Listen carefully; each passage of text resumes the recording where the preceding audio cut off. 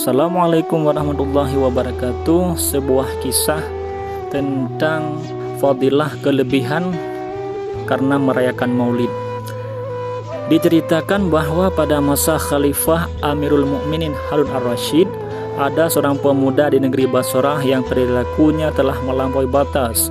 Penduduk negeri itu memandang pemuda ini dengan pandangan hina karena perbuatannya yang buruk. Tetapi apabila telah masuk bulan Rabiul Awal, pemuda ini membersihkan pakaiannya dan dia memakai wewangian yang harum, serta dia menghiasi dirinya dan dia berbuat acara perayaan walimah maulid, dan dia meminta dibacakan dalam acara perayaan itu akan maulid Nabi Sallallahu Alaihi Wasallam. Pemuda ini selalu melakukan kegiatan seperti ini dalam masa yang cukup lama. Kemudian pemuda ini meninggal dunia.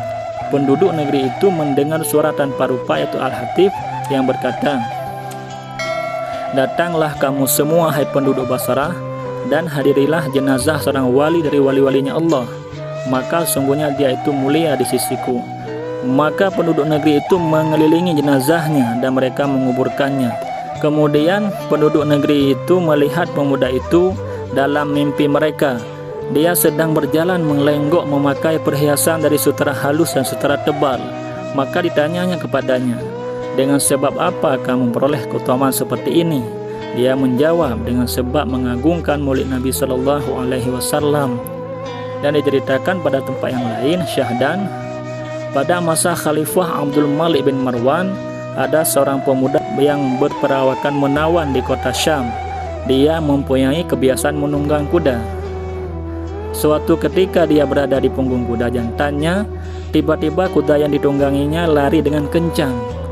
Kuda tersebut membawanya lari melewati jalan-jalan sempit di kota Syam.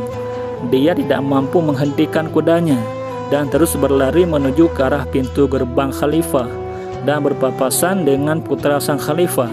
Sang putra tersebut tidak mampu menghindari laju kuda dan akhirnya tertabraklah dia oleh kuda tersebut. Sang putra khalifah pun terbunuh olehnya.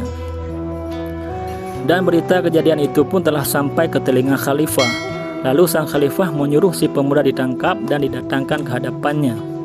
Setelah pemuda itu sampai di hadapan khalifah, sang khalifah memandanginya. Lalu khalifah tertawa, padahal sebelumnya dia terbakar api amarah. Kemudian sang khalifah bertanya, "Wahai pemuda, apakah kau pandai ilmu sihir?" "Tidak, demi Allah Subhanahu wa Ta'ala, wahai Amirul Mukminin," jawab si pemuda.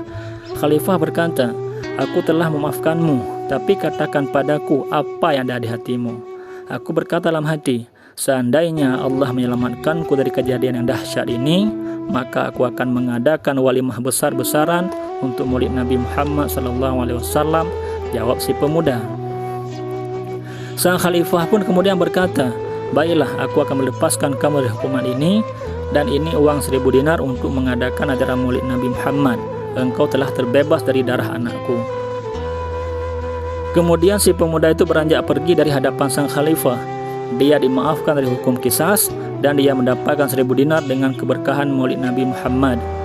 Sekianlah bercerita, sumber dikutip dari kitab yang Nahdlatul Talibin Al-Alamah Abu Bakar Al-Masyhur Said Al-Bakri bin Said Muhammad Asyata Adimyati, terbitan Tahuta Semarang, halaman 365.